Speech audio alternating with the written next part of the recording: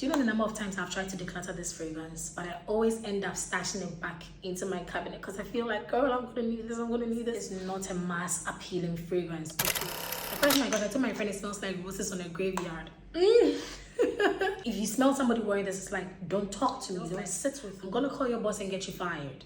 And they will call your boss and get you fired. It's unisex, perfectly unisex, even more masculine leaning in my opinion. Hello everyone, welcome back to my channel. My name is Georges and this is Georges Fragrance World. Today I'm going to tell you about Claptonly Woman from the House of Armagh. This is such an underrated gem. It's actually the feminine version of my most watched video on YouTube, Nuit Intense Man. Check it out if you haven't. I'll put the link in the description. And Armagh does have a couple of fragrances I've reviewed in the Claptonly line, Milestone, Sillage, so I'll link them below as well.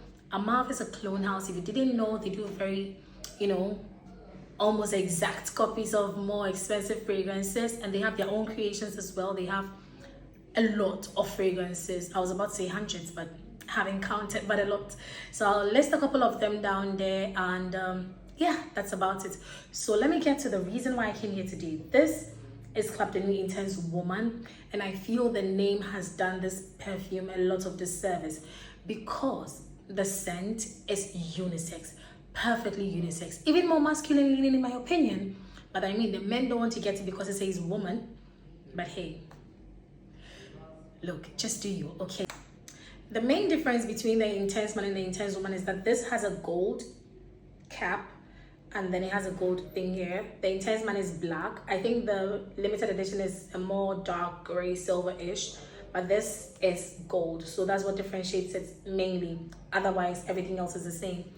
Now for the scent profile, this is a more niche scent in my opinion. Niche as in is an acquired taste, okay? It takes a skilled or a developed nose to appreciate this fragrance. It is not mass appealing, so I'd advise you sample before you purchase. This has been compared to Tom Ford Noir de Noir so many times. It's about 98% similar, they say. I'm yet to sample, but I mean, I've seen so many reviews comparing the notes, the accords. I think so too. So I think Noir de Noir is also marketed as feminine, but most men buy it because woman is not written on the box. Is it on the box or the bottle? I don't see the woman here, but I think it's written on the box. It's not even on the bottle, but on the box they've written woman, so most men shy away from it. But trust me, this is a very good scent if you are into niche fragrances. So I think it was probably said feminine because of the florals. It has rose, it has some geranium. Ooh, this is good. Do you know the number of times I've tried to declutter this fragrance, but I always end up stashing it back into my cabinet because I feel like, girl, I'm gonna need this, I'm gonna need this. Ooh, this is good. Look, the very first time I got this bottle, I stashed it away and I sold it off. Yes. Then I was just starting my fragrance journey. It was a bit too much for me. I was like, what is this? I couldn't understand it. I couldn't appreciate the artistry. But now, So let me tell you from a layman's point of view, okay, this smells like dried roses with a bit of smokiness. There is some sweetness, maybe vanilla. And there's this dark incensey feel, although it doesn't have incense in there. It smells like a smoky incensey road with some vanilla and and some oud, very fine oud. The first time I got it, I told my friend it smells like roses on a graveyard. Pardon me, but I did say that. I was like, it smells like roses at the graveyard. But no, I was wrong. This is a very mysterious, maybe that's the mysterious bit I was talking about. It's a very mysterious rose scent. It's got some warm spices. Back then it was like overwhelming, but now it's just finely blended. I think it's got some nutmeg and some other spices. I'll list the notes up here, but I just want you to know how I feel about it and what this smells like to me, okay? So yes, the florals are unmistakable. There is rose, there's another floral that I'm saying geranium. And then there is vanilla, there is some warm spices. It's very earthy. So patchouli is very earthy. Literally, you can smell that dirt coming through, but it's not like, in a bad way. Yeah, so the patchouli is there, the oud is there. and it does have an ambery feel to it as well. You know, more like vanilla, but with an ambery tone to it, you know, that warm feeling. But this is actually a cold fragrance. Like, if you smell somebody wearing this, it's like, don't talk to me, don't sit with me, I don't know you, do you know who I am?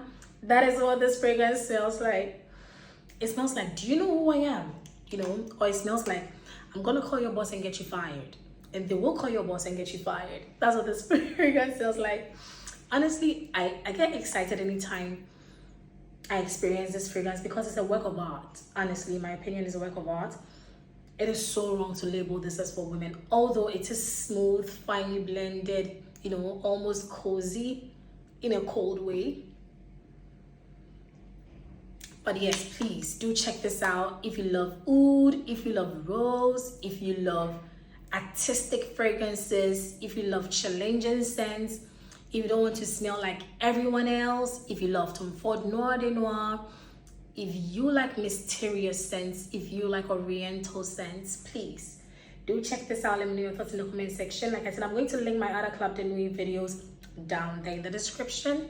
But please let me know what you think in the comments, and I'll see you on my next video. Oh, sorry, performance, this lasts. Longevity is fantastic. However, I wouldn't say it's a beast, but it does project. It does project. When you enter a place, people would smell you. When you leave, they'll know you've been there, and you fill up people's spaces. And yeah, it's fantastic. I mean, for the price point, you can't complain, because those Tom Fords are expensive. For a 50 ml is above $250, and you're getting 105 ml for about $40-50. Trust me, it's a good deal. I'm not gonna complain. So please do grab this when you find it. Let me know what you think. But again, if your nose is not very developed, or you're now starting your fragrance journey, I would recommend that you sample it first. But again, for the price, it wouldn't be too bad. You can easily sell it off or gift it to someone who loves perfume artistry, and they will appreciate it. Man, woman, I feel this is perfectly unisex. So I'll see you in my next video. Thank you for watching, and love you. Bye.